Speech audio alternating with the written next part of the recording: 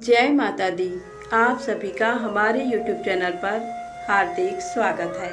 आज शुक्रवार के दिन सुने संतोषी माता की व्रत कथा। कथा को सुनने मात्र से समस्त मनोकामनाएं पूर्ण होती हैं, इसलिए कथा को पूरा सुने। प्रेम से बोलें संतोषी माता की जय हो। शुक्रवार के दिन माँ संतोषी का व्रत पूजन किया जाता है। इस पूजा के दौरान माता की आरती, पूजन तथा अंत में माता की कथा सुनी जाती है। आइए जानते हैं शुक्रवार के दिन की जाने वाली संतोषी माता व्रत कथा। एक बुढ़िया थी, उसके 7 बेटे थे। 6 कमाने वाले थे जबकि एक निकम्मा था। बुढ़िया 6 बेटों की रसोई बनाती, भोजन कराती और उनसे जो कुछ जूठन बचता वह 7वें को देती। एक दिन वह पत्नी से बोला, देखो मेरी माँ को मुझ पर कितना प्रेम है। वह बोली, क्यों नहीं, सबका जूठा जो तुमको खिलाती हैं। वो बोला, ऐसा नहीं हो सकता है, मैं जब तक आँखों से ना देख लूँ मान नहीं सकता। बहू हंसकर बोली, देख लोगे तब तो मानोगे। कुछ दिन बाद त्योहार आया। घर में 7 प्रकार के भोजन और चूरमे के लड्डू बने। वह जांचने को सिर दुखने का बहाना कर पतला वस्त्र सिर पर ओढ़े रसोई घर में सो गया। वह कपड़े में से सब देखता रहा। 6 भाई भोजन करने आए। उसने देखा माँ ने उनके लिए सुंदर आसन बिछा नाना प्रकार की रसोई परोसी और आग्रह करके उन्हें जिमाया। वह देखता रहा। 6 भाई भोजन करके उठे तब माँ ने उनकी जूठी थालियों में से लड्डुओं के टुकड़े उठाकर एक लड्डू बनाया। जूठन साफ कर बुढ़िया माँ ने उसे पुकारा, बेटा 6 भाई भोजन कर गए, अब तू ही बाकी है, उठ, तू कब खाएगा। वह कहने लगा, माँ मुझे भोजन नहीं करना, मैं अब परदेश जा रहा हूँ। माँ ने कहा, कल जाता हो तो आज चला जा। वह बोला, हाँ आज ही जा रहा हूँ। ये कहकर वह घर से निकल गया। चलते समय पत्नी की याद आ गई। वह गौशाला में कंडे थाप रही थी। वहाँ जाकर बोला, हम जावे परदेश आवेंगे कुछ काल, तुम रहियो संतोष से धर्म आपनो पाल। वह बोली, जाओ पिया आनंद से हमरो सोच हटाए, राम भरोसे हम रहे ईश्वर तुम्हें सहाय। 2 निशानी आपनी देख धरूं मैं धीर, सुधिमत हमरी विसारियो रखियो मन गंभीर। वह बोला, मेरे पास तो कुछ नहीं, ये अंगूठी है सो ले और अपनी कुछ निशानी मुझे दे। वह बोली, मेरे पास क्या है, ये गोबर भरा हाथ है। ये कहकर उसकी पीठ पर गोबर के हाथ की थाप मार दी। वह चल दिया। चलते चलते दूर देश पहुंचा। वहाँ एक साहूकार की दुकान थी। वहाँ जाकर कहने लगा, भाई मुझे नौकरी पर रख लो। साहूकार को जरूरत थी, बोला रह जा। लड़के ने पूछा, तनख्वाह क्या दोगे। साहूकार ने कहा, काम देखकर दाम मिलेंगे। साहूकार की नौकरी मिली। वह सुबह 7 बजे से 10 बजे तक नौकरी बजाने लगा। कुछ दिनों में दुकान का सारा लेन देन, हिसाब किताब, ग्राहकों को माल बेचना, सारा काम करने लगा। साहूकार के 7-8 नौकर थे। वे सब चक्कर खाने लगे। ये तो बहुत होशियार बन गया। सेठ ने भी काम देखा और 3 महीने में ही उसे आधे मुनाफे का हिस्सेदार बना दिया। वह कुछ वर्ष में ही नामी सेठ बन गया और मालिक सारा कारोबार उस पर छोड़कर चला गया। इधर उसकी पत्नी को सास ससुर दुख देने लगे। सारी गृहस्थी का काम करा के उसे लकड़ी लेने जंगल में भेजते। इस बीच घर के आटे से जो भूसी निकलती उसकी रोटी बनाकर रख दी जाती और फूटे नारियल की नरेली में पानी। एक दिन वह लकड़ी लेने जा रही थी। रास्ते में बहुत सी स्त्रियां संतोषी माता का व्रत करती दिखाई दी। वह वहां खड़ी होकर कथा सुनने लगी और पूछा, बहनों तुम किस देवता का व्रत करती हो और उसके करने से क्या फल मिलता है। यदि तुम इस व्रत का विधान मुझे समझाकर कहोगे तो मैं तुम्हारा बड़ा एहसान मानूंगी। तब उनमें से एक स्त्री बोली, सुनो, ये संतोषी माता का व्रत है। इसके करने से निर्धनता, दरिद्रता का नाश होता है और जो कुछ मन में कामना हो सब संतोषी माता की कृपा से पूरी होती है। तब उसने उससे व्रत की विधि पूछी। वह भक्तिनी स्त्री बोली, 1.25 आने का गुड़ चना लेना, इच्छा हो तो 5.25 आने का लेना या 1.25 रुपये का भी सहूलियत के अनुसार लाना। बिना परेशानी और श्रद्धा व प्रेम से जितना भी बन पड़े सवाया लेना। प्रत्येक शुक्रवार को निराहार रहकर कथा को सुनना। इसके बीच क्रम टूटे नहीं, लगातार नियम पालन करना। सुनने वाला कोई ना मिले तो घी का दीपक जला उसके आगे या जल के पात्र को सामने रखकर कथा कहना। जब तक कार्य सिद्ध ना हो नियम का पालन करना और कार्य सिद्ध हो जाने पर व्रत का उद्यापन करना। 3 मास में माता फल पूरा करती हैं। यदि किसी के ग्रह खोटे भी हों तो भी माता वर्ष भर में कार्य सिद्ध करती हैं। फल सिद्ध होने पर उद्यापन करना चाहिए, बीच में नहीं। उद्यापन में 2.5 सेर आटे का खाजा तथा इसी परिमाण से खीर तथा चने का साग करना। 8 लड़कों को भोजन कराना।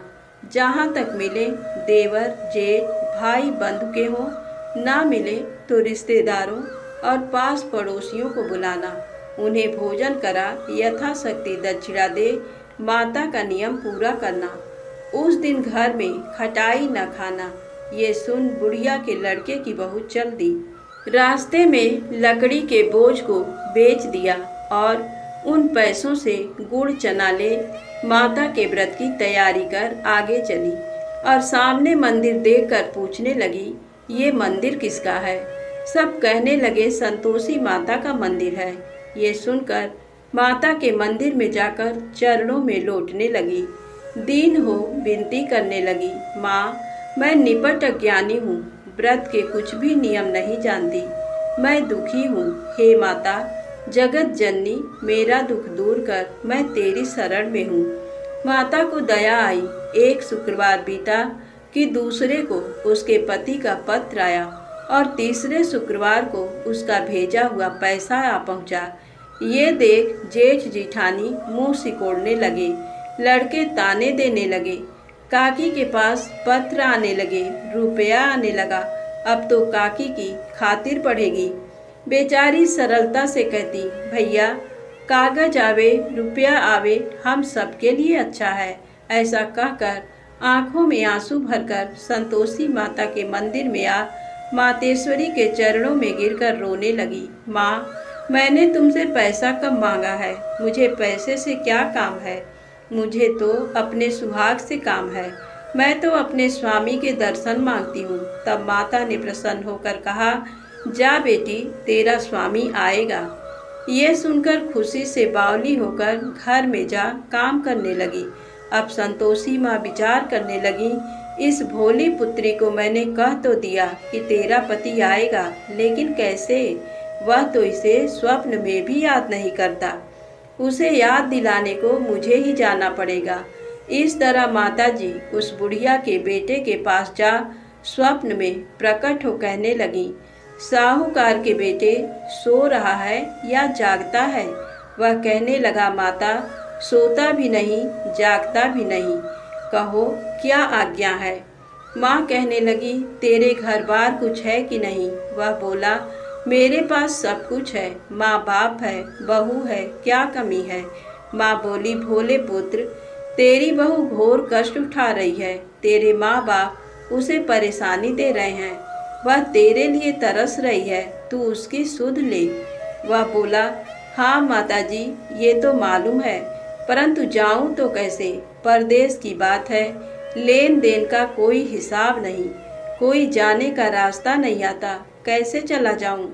माँ कहने लगी, मेरी बात मान, सवेरे नहा धोकर संतोषी माता का नाम ले, घी का दीपक जला, दंडवत कर दुकान पर जा बैठ। देखते देखते सारा लेन देन चुक जाएगा। जमा का माल बिक जाएगा। सांझ होते होते धन का भारी ढेर लग जाएगा।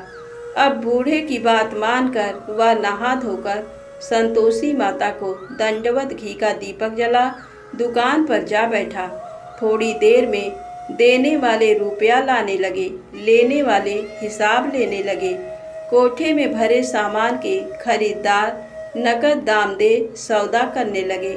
शाम तक धन का भारी ढेर लग गया। मन में माता का नाम ले चमत्कार देख प्रसन्न हो घर ले जाने के वास्ते गहना कपड़ा सामान खरीदने लगा। यहाँ काम से निकट तुरंत घर को रवाना हुआ। उधर उसकी पत्नी जंगल में लकड़ी लेने जाती है। लौटते वक्त माता जी के मंदिर में विश्राम करती है। वह तो उसके प्रतिदिन रुकने का स्थान जो ठहरा। धूल उड़ती देख वह माता से पूछती है, हे माता, ये धूल कैसे उड़ रही है? माता कहती है, हे पुत्री, तेरा पति आ रहा है। अब तू ऐसा कर, लकड़ियों के 3 बोझ बना ले। एक नदी के किनारे रख और दूसरा मेरे मंदिर पर और तीसरा अपने सिर पर। तेरे पति को लकड़ियों का गट्ठर देख मोह पैदा होगा। वह यहाँ रुकेगा, नाश्ता पानी खाकर माँ से मिलने जाएगा। तब तुम लकड़ियों का बोझ उठाकर जाना और चौक में गट्ठर डालकर जोर से आवाज़ लगाना, लो सासू जी, लकड़ियों का गट्ठर लो, भूसी की रोटी दो, नारियल के खोपड़े में पानी दो, आज मेहमान कौन आया है। माता जी से बहुत अच्छा कहकर वह प्रसन्न मन से लकड़ियों के 3 गट्ठर बनाई। एक नदी के किनारे पर और एक माता जी के मंदिर पर रखा। इतने में मुसाफिर आ पहुंचा। सूखी लकड़ी देख उसकी इच्छा उत्पन्न हुई कि हम यहीं पर विश्राम करें और भोजन बनाकर खा पीकर गांव जाएं। इसी तरह रुककर भोजन बना, विश्राम करके गांव को गया। सबसे प्रेम से मिला। उसी समय सिर पर लकड़ी का गट्ठर लिए वह उतावली सी आती है। लकड़ियों का भारी बोझ आंगन में डालकर जोर से 3 आवाज़ देती है, लो सासू जी, लकड़ियों का गट्ठर लो, भूसी की रोटी दो, आज मेहमान कौन आया है। ये सुनकर उसकी सास बाहर आकर अपने दिए हुए कष्टों को भुलाने हेतु कहती है, बहू ऐसा क्यों कहती है, तेरा मालिक ही तो आया है। आ बैठ, मीठा भात खा, भोजन कर, कपड़े गहने पहन। उसकी आवाज़ सुन उसका पति बाहर आता है। अंगूठी देख व्याकुल हो जाता है। माँ से पूछता है, माँ ये कौन है। माँ बोली, बेटा ये तेरी बहू है। जब से तू गया है तब से सारे गांव में भटकती फिरती है। घर का काम काज कुछ करती नहीं, 4 पहर आकर खा जाती है।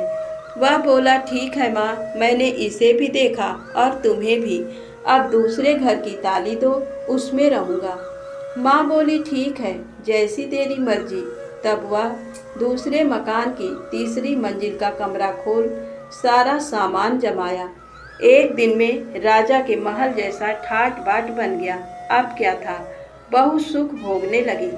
इतने में शुक्रवार आया। उसने अपने पति से कहा, मुझे संतोषी माता के व्रत का उद्यापन करना है। पति बोला, खुशी से कर लो। वह उद्यापन की तैयारी करने लगी। जिठानी के लड़कों को भोजन के लिए कहने गई। उन्होंने मंजूर किया, परंतु पीछे से जिठानी ने अपने बच्चों को सिखाया, देखो भोजन के समय खटाई मांगना, जिससे उसका उद्यापन पूरा ना हो। लड़के जीवने आए, खीर खाना पेट भर खाया, परंतु बाद में खाते ही कहने लगे, हमें खटाई दो, खीर खाना हमको नहीं भाता, देखकर अरुचि होती है। वह कहने लगी, भाई खटाई किसी को नहीं दी जाएगी, ये तो संतोषी माता का प्रसाद है। लड़के उठ खड़े हुए, बोले, पैसा लाओ। भोली बहू कुछ जानती नहीं थी, उन्हें पैसे दे दिए। लड़के उसी समय हट करके इमली खटाई ले खाने लगे। ये देखकर बहू पर माता जी ने कोप किया। राजा के दूत उसके पति को पकड़कर ले गए। जेठ जेठानी मनमाने वचन कहने लगे, लूट लूट कर धन इकट्ठा कर लाया है, अब सब मालूम पड़ जाएगा जब जेल की मार खाएगा। बहू से ये सहन नहीं हुए। रोती हुई माता जी के मंदिर गई, कहने लगी, हे माता, तुमने क्या किया। हंसाकर अब भक्तों को रुलाने लगी। माता बोली, बेटी तूने उद्यापन करके मेरा व्रत भंग किया है। वह कहने लगी, माता मैंने कुछ अपराध किया है, मैंने तो भूल से लड़कों को पैसे दे दिए थे, मुझे क्षमा करो, मैं फिर से तुम्हारा उद्यापन करूंगी। माँ बोली, अब भूल मत करना। वह कहती है, अब भूल नहीं होगी, अब बतलाओ वे कैसे आवेंगे। माँ बोली, जा पुत्री, तेरा पति तुझे रास्ते में आता मिलेगा। वह निकली, राह में पति आता मिला। वह पूछी, कहाँ गए थे? वह कहने लगा, इतना धन जो कमाया है उसका टैक्स राजा ने मांगा था, वह भरने गया था। वह प्रसन्न हो बोली, भला हुआ, अब घर को चलो। कुछ दिन बाद फिर शुक्रवार आया। वह बोली, मुझे फिर माता का उद्यापन करना है। पति ने कहा, करो। बहू फिर जेठ के लड़कों को भोजन को कहने गई। जेठानी ने एक दो बातें सुनाई और सब लड़कों को सिखाने लगी, तुम सब लोग पहले ही खटाई मांगना। लड़के भोजन से पहले कहने लगे, हमें खीर नहीं खानी, हमारा जी बिगड़ता है, कुछ खटाई खाने को दो। वह बोली, खटाई किसी को नहीं मिलेगी, आना हो तो आओ। वह ब्राह्मण के लड़के लाकर भोजन कराने लगी। यथाशक्ति दक्षिणा की जगह एक एक फल उन्हें दिया। संतोषी माता प्रसन्न हुई। माता की कृपा होते ही 9वें मास में उसके चंद्रमा के समान सुंदर पुत्र प्राप्त हुआ। पुत्र को पाकर प्रतिदिन माता जी के मंदिर को जाने लगी। माँ ने सोचा, ये रोज आती है, आज क्यों न इसके घर चलूं। ये विचार कर माता ने भयानक रूप बनाया। गुड़ चने से सना मुख, ऊपर सूंड के समान होंठ, उस पर मक्खियां भिन भिन कर रही थी। देहली पर पैर रखते ही उसकी सास चिल्लाई, देखो रे, कोई चुड़ैल डाकनी चली आ रही है, लड़कों इसे भगाओ, नहीं तो किसी को खा जाएगी। लड़के भगाने लगे, चिल्लाकर खिड़की बंद करने लगे। बहू रोशनदान में से देख रही थी, प्रसन्नता से पगली बन चिल्लाने लगी, आज मेरी माता जी मेरे घर आई है। वह बच्चे को दूध पीने से हटाती है, इतने में सास का क्रोध फट पड़ा। वह बोली, क्या उतावली हुई है? बच्चे को पटक दिया। इतने में माँ के प्रताप से लड़के ही लड़के नजर आने लगे। वह बोली, माँ मैं जिसका व्रत करती हूँ ये संतोषी माता है। सबने माता जी के चरण पकड़ लिए और विनती कर कहने लगे, हे माता, हम मूर्ख हैं, अज्ञानी हैं, तुम्हारे व्रत की विधि हम नहीं जानते, व्रत भंग कर हमने बड़ा अपराध किया है। जग माता, आप हमारा अपराध क्षमा करो। इस प्रकार माता प्रसन्न हुई। बहू को प्रसन्न हो, जैसा फल दिया वैसा माता सबको दे।